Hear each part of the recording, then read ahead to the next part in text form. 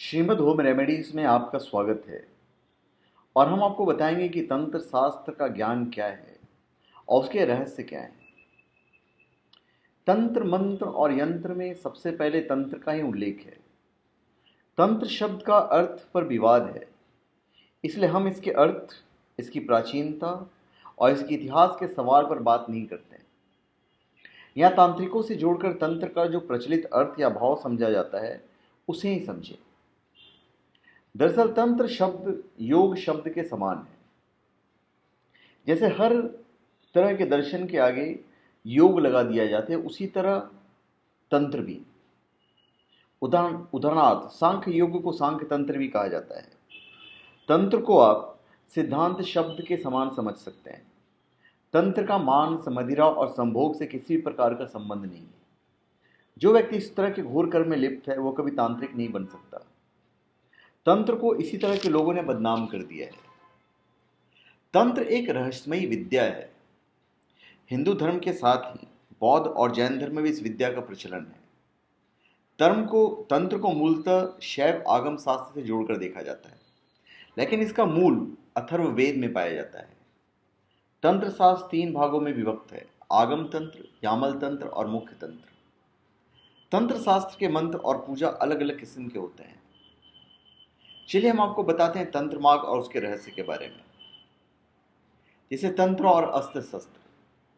तंत्र विद्या के माध्यम से व्यक्ति अपनी आत्मशक्ति का विकास करके कई प्रकार की शक्तियों से संपन्न हो सकता है। यही तंत्र का उद्देश्य है।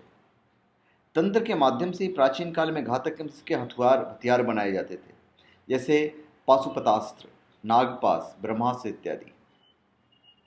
इसी तरह तंत्र से ही सम्मोहन, त्राटक, त्रिकाल, इंद्रजाल, परा, अपरा और प्राण विद्या का जन्म हुआ है। इसी तरह मनुष्य से पशु बन जाना, गायब हो जाना, एक साथ 5 रूप बना लेना, समुद्र को लांघ जाना, विशाल पर्वतों को उठाना, करोड़ों मील दूर के व्यक्ति को देख लेना या उससे बात कर लेना, जैसे अनेक कार्य, ये सभी तंत्र की बदौलत ही संभव है। तंत्र के प्रथम उपदेशक भगवान शंकर और उसके बाद भगवान दत्तात्रेय हुए हैं। बाद में 84 सिद्धयोगी, शाक्त और नाथ परंपरा का प्रचलन हुआ। इस परंपरा में गुरु गोरखनाथ और नवनाथों का उल्लेख करना बहुत जरूरी है। गोरखनाथ के गुरु मत्स्येंद्रनाथ थे। यहाँ ऐसे हजारों तांत्रिक के नाम गिनाए जा सकते हैं जिन्होंने तंत्र को एक नई ऊंचाई पर पहुंचाया और सिद्धि और मोक्ष प्राप्त करने के नए नए मार्ग खोजे। तंत्र विज्ञान जो है, इसमें यंत्रों के स्थान पर मानव अंतराल में रहने वाले विद्युत शक्ति को कुछ ऐसी विशेषता संपन्न बनाया जाता है जिसे प्रकृति से सूक्ष्म परमाणु उसी स्थिति में परिणित हो जाते हैं जिसमें कि मनुष्य चाहता है।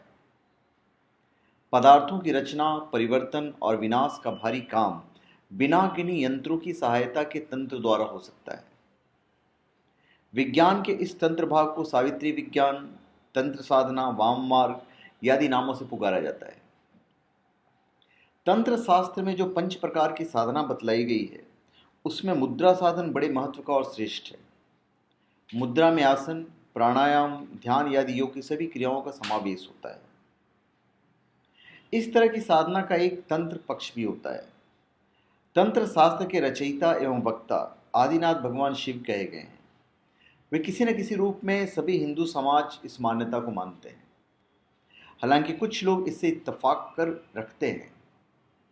इसके अलावा भैरव, वीर, यक्ष, गंधर्व, सर्प, किन्नर, विद्याधर, 10 महाविद्या, पिशाचिनी, योगिनी, यक्षिनिया आदि सभी तंत्र मार्गी देवी और देवता हैं।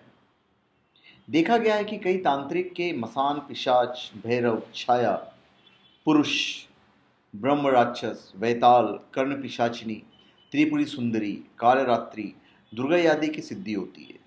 लेकिन ये कहाँ तक सही है, यह बता पाना बड़ा मुश्किल है।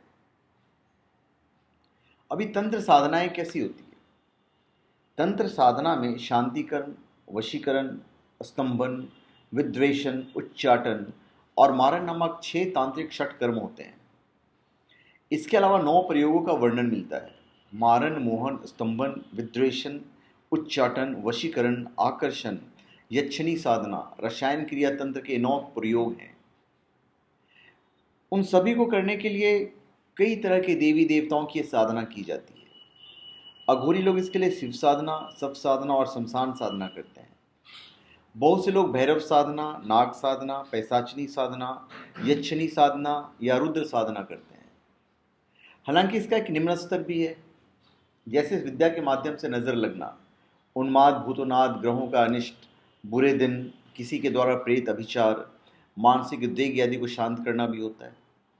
शारीरिक रोगों के निवारण, सर्प बिच्छू आदि के दर्शन एवं विषैले फोड़ों का समाधान भी तंत्र द्वारा किया जाने का दावा किया जाता है।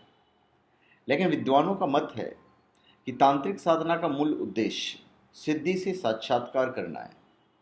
इसके लिए अंतर्मुखी होकर साधनाएं की जाती है।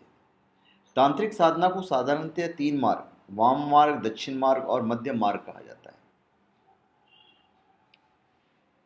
अभी रहा तंत्र और नारी का सवाल, तो माना जाता है कि तंत्र साधना में नारी का होना जरूरी है, लेकिन ये कितना उचित है यह भी बता पाना बड़ा मुश्किल है।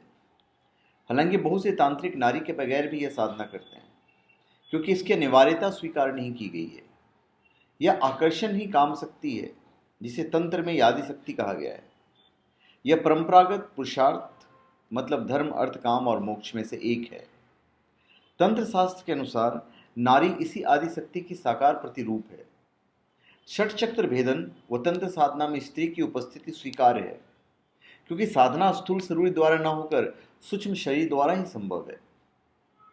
तो धन्यवाद। आप हमारे चैनल पर सब्सक्राइब करें और अपने कमेंट दीजिए। धन्यवाद।